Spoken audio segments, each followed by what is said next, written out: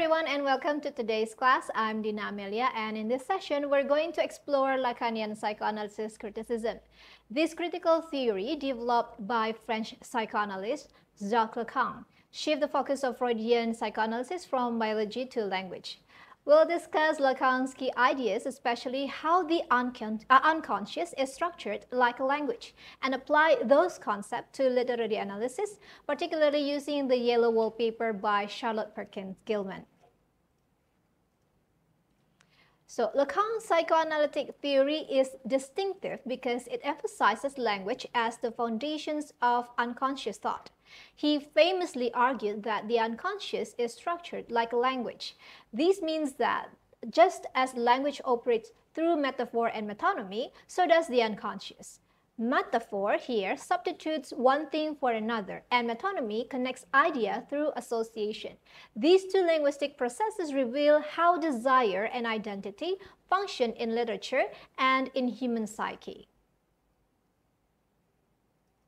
To understand Lacan's idea, we must first comprehend how language itself functions. So modern linguistics, especially the work of Ferdinand de Saussure, tells us that meaning is not derived from the relationship between words and things, but from the differences between words themselves. So in other words, meaning exists in contrast. There is always a gap between the signifier, the word or symbol, and the signified, the concept it refers to. This gap makes meaning unstable and ever-shifting. Here's a simple example.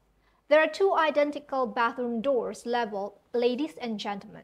These words are signifiers. We all know what they mean, not because of the physical doors, but because we've learned their social and linguistic association. Yet when we dig deeper, these signifiers don't point to fixed identities. The concept of man and woman isn't absolute. It depends on language and social context. Lacanian theory highlights how unstable and constructed these meanings are. These words, like ladies and gentlemen, don't carry meaning just by themselves. We think we know what they mean, but that's only because we've been taught by our culture to connect those words with certain groups of people. For example, we learn that ladies mean women and gentlemen means men. But this meaning doesn't come from the words naturally. It comes from how society uses and understands them. Lacan, a psychoanalyst, believed that even something like our idea of being male or female isn't something we're born just knowing. Instead, we learn it through language and the world we grow up in. This means that the meanings we think are clear and simple, like gender, are built by language and culture. And they can change over time or be different in other places. So meaning is not fixed or natural, it is created and can even be confusing or unclear sometimes. Okay. For example, think about the color pink. In some places, people say pink is for girls and blue is for boys. But that's not a natural rule. Pink is just a color, and 100 years ago, pink was seen as a strong boyish color and blue was for girls. The meaning changed over time because how society used and talked about those colors. In the same way, the words ladies and gentlemen carry meaning because how we've learned to understand them, not because we have one true meaning by themselves. This illustrates how language influences our perception of the world, even in everyday situations. This diagram is called the Borromean knot, which Lacan used to represent the three symbols of the human psyche. The first is imaginary, the second is symbolic, and the last is the real. Each ring is essential. If one is cut, the structure collapses. These three elements are interdependent and constantly shaping the way we experience reality. The symptom, according to Lacan, can act as a fourth ring that holds the psychic structure together when there is a disturbance in the main three. Let's apply Lacanian ideas to the yellow wallpaper. The wallpaper itself symbolizes the narrator's repressed desire. Her husband, in this case John, dictates every aspect of her life. She is told not to think, not to write, not to express herself. And she becomes trapped literally and figuratively by social expectation. The narrator's silence and obedience here mirror the repression of her unconscious desires. Lacan said that meaning only arises through references to other meanings. In the yellow wallpaper, the narrator writes, "This is dead paper and a great relief to my mind." Here, she confesses her thoughts to paper because she can't speak them aloud. Her writing becomes a space for her unconscious to emerge, a substitute for speech. This mirrors the way meaning in language is indirect and also divert. Here we see Lacan's linguistic process in action. So the narrator describes bulbous eyes and a broken neck, fragments of a woman trapped in wallpaper.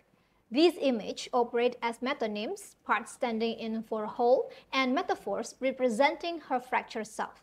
So the dreamlike quality of the imagery shows the workings of the unconscious. Her repressed identity here is breaking through a symbolic form.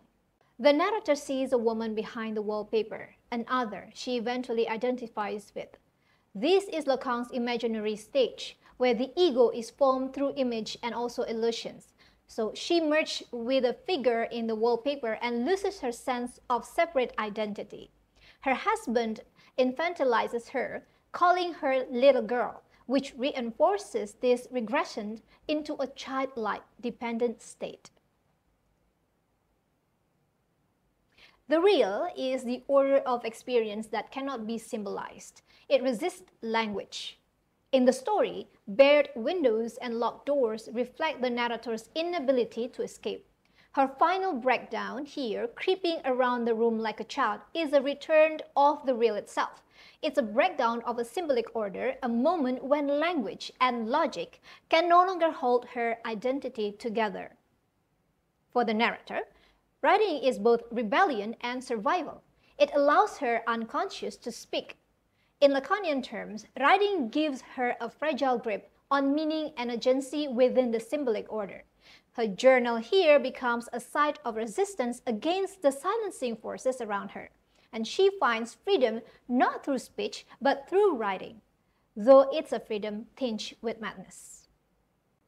The symbolic is the domain of law, language, and social norms. It's where we become part of the society by submitting to rules. In the yellow wallpaper, the narrator is subject to a male-dominated symbolic system that denies her subjectivity. Her descent into madness is also a rejection of this symbolic order. She rebels by withdrawing into her own language of image and hallucinations. Lacanian critics analyzes not just the author or characters, but the unconscious of the text itself. They look for contradictions, gaps, and also slips, signs of the text on unconscious. They identify Lacanian symptoms like the mirror stage or the fragmented itself. So rather than searching for a fixed meaning, they show how meaning constantly shifts. So Lacanian criticism is in a way a form of deconstruction. Signs like ladies and gentlemen reflect how meaning is socially constructed. These signifiers appear simple, but their meanings are loaded with cultural, psychological, and also ideological content. So language doesn't reflect reality, it produces it. That's a key of Lacanian insight. The words we use don't just describe the world, they shape how we experience it. Here, we talk about metonymy. Metonymy connects ideas through associations. When someone says the suits are meeting, we understand that the suits stands in for business people.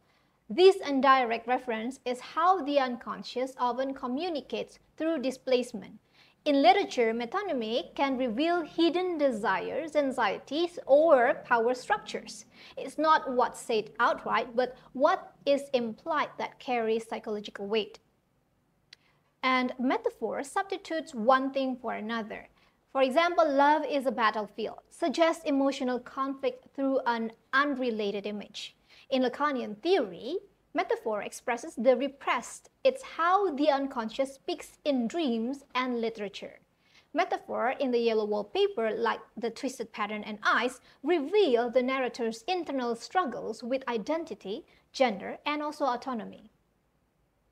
Lacan mapped psychological development through phases: need, demand, and also desire.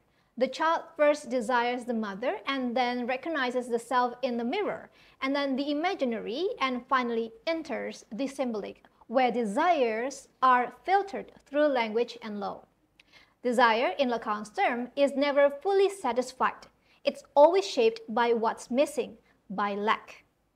So this structure underlies all human experience. The imaginary is the world of image and illusions. The symbolic is the world of language, law, and social order.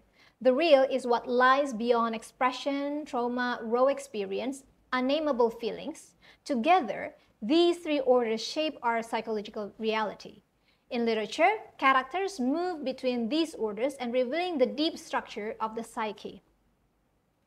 So, we end where we began, with the Borromean knot. This symbol shows how the imaginary, the symbolic, and the real must remain linked for the psyche to function. When one ring fails, the whole knot unravels.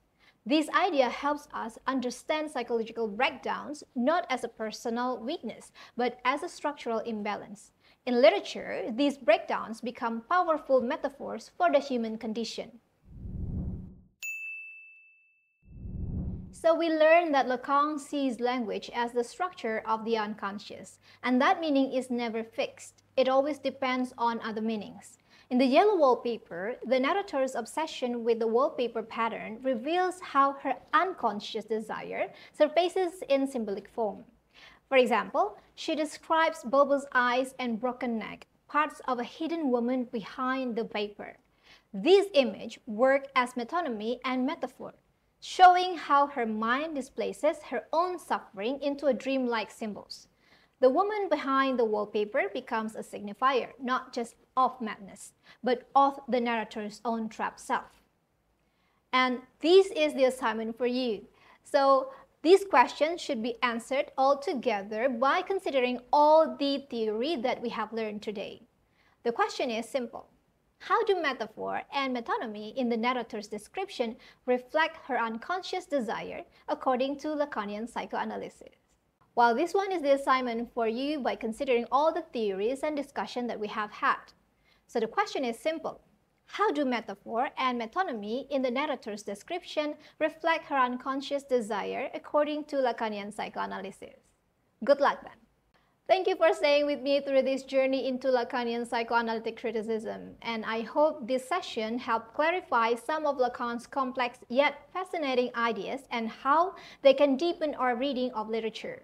Remember, when we read a text through Lacan's lens, we are not just interpreting words, we are uncovering the structure of desire, identity, and meaning beneath the surface. See you next time.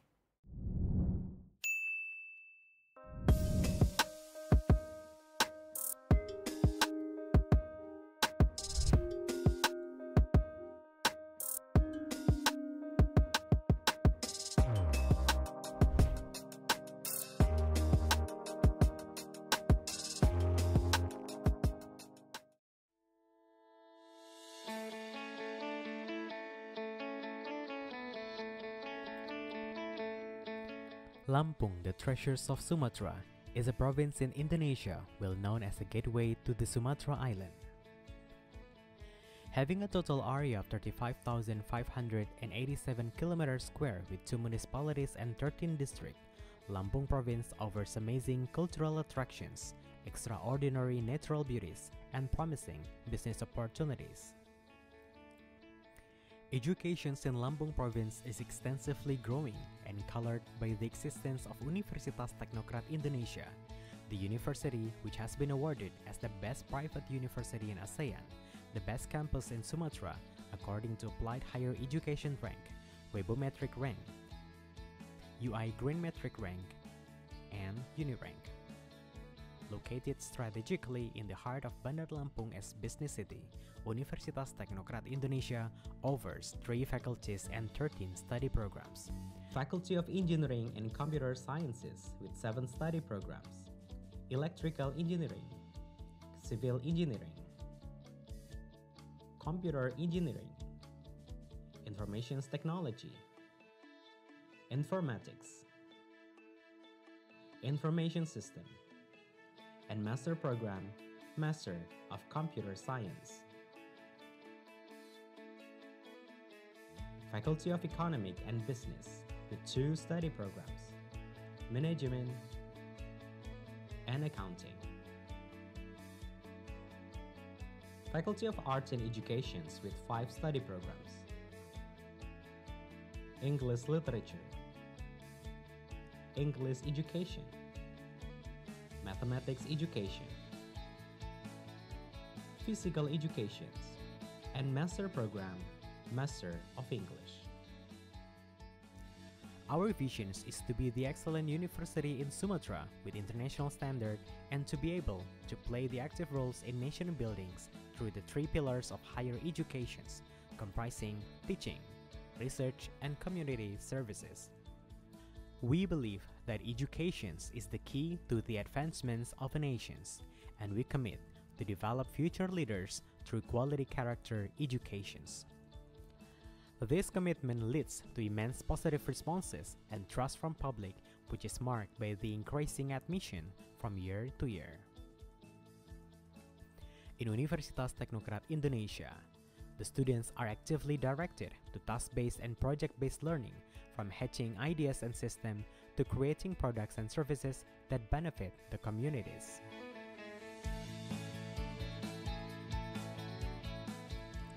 The students are prepared to face the challenges of globalizations and the current trend of workforce demand through the use of digital technology integrated in learning process, supported by defense facilities such as laboratories, auditoriums, sports centers, students' hall, smart classroom, integrated academic information system, online learning platforms, studios, and Wi-Fi connected areas. We provide a learning studio that is functioning multi-purposefully to create students' teaching materials, to host podcasts inviting successful alumni and outstanding students, and to host virtual international conferences. For our students, this e-learning studio support micro-teaching courses in creating digital learning materials and tutorial for future teachers, English for journalism courses in creating news production portfolio, and digital marketing courses in creating digital product promotions, and many more. Our students have achieved numerous national and international awards in student exchange, robotic competitions, computer design and programming competitions, English public speaking championships, scientific papers, business challenges, culture and art festivals, and sport tournaments. To support the internationalizations of the institution, national and international partnership to the top universities around the world are established and expanded. Through the international office, Universitas Teknokrat Indonesia is proud to invite visiting lecturers from national and international partner universities and to collaborate for international student mobility, internship, joint research and publications, and joint community services. Our outstanding quality of education is recognized by National Accreditation Board of Higher Education by obtaining Baik Sekali or Excellent Level in Institutional Accreditation. Further, we are awarded as the best private university in ASEAN, the best campus in Sumatra according to Applied Higher Education Rank, UI Green Metric Rank, Webometric Rank, and UniRank. Our graduates have already pursued their career prospectively in numerous sectors in government offices and multinational companies. Many of them also build their own creative businesses and directly impact the community around them. Come and be part of us, the green campus of Champion, ASEAN's best private university, Universitas